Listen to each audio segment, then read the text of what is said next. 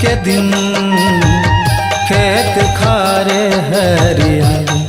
अब आगे वो मोर दीदी खेती के दिन खेत खारे हरियागे। खेत खार हरियागे भाग हमर जागे। खेत खार हरियागे भाग हमर जागे। अब आगे वो मोर दीदी खेती के दिन खेत खारे हरियागे। अब आगे गा मोरे भैया खेती के दिन खेत खारे हरियागे।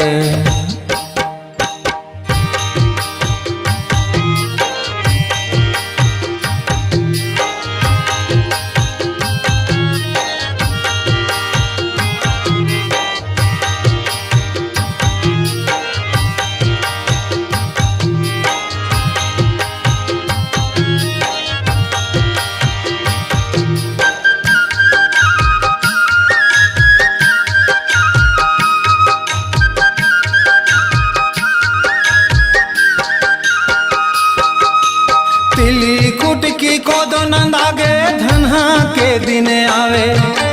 तिली कुटकी कोदो नंदावे धन्हा के दिन आवे। खेत की निंदैया मन सुवद दरिया गावे। खेत की निंदैया मन सुवद दरिया गावे। एला सुनाओ गा मोरे भैया ध्यान लगा के एला सुनाओ।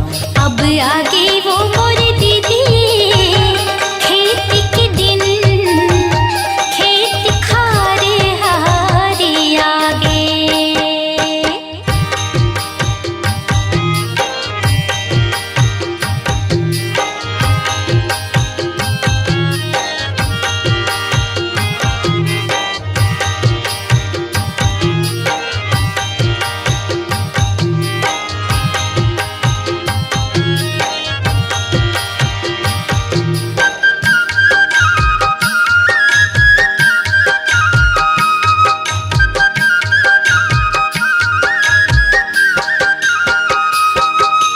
कमर खुमरी पागा नंदागे टोपी के दिन आगे।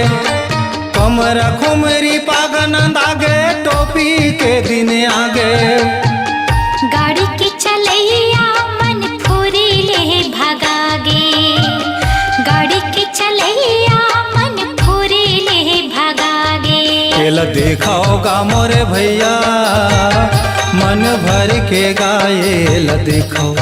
अब आगे वो मोर दीदी खेती के दिन खेत खारे हरियागे।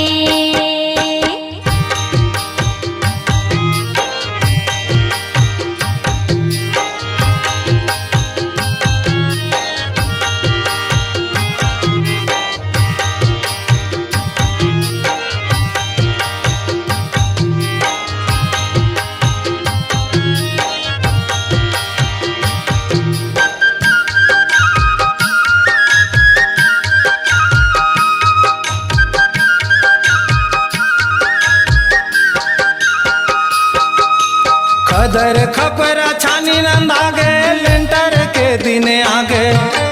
खदर खपरा छानी नंदागे लेंटर के दिन आगे।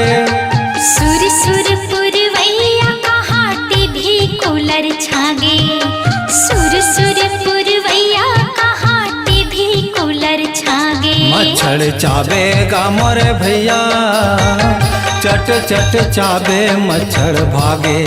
अब आगे वो मोर दीदी खेती के दिन खेत खारे हरियागे। खेत खार हरियागे भाग हमर जागे। खेत खार हरियागे भाग हमर जागे। अब आगे वो मोर दीदी खेती के दिन खेत खारे हरियागे। अब आगे गा मोरे भैया खेती के दिन खेत खारे हरियागे।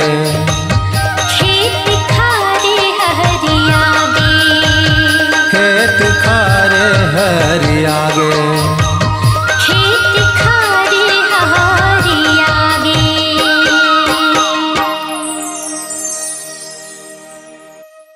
स्वरांजलि स्टूडियो, नेमीचंद गली नंबर 2, गंजपारा, रायपुर।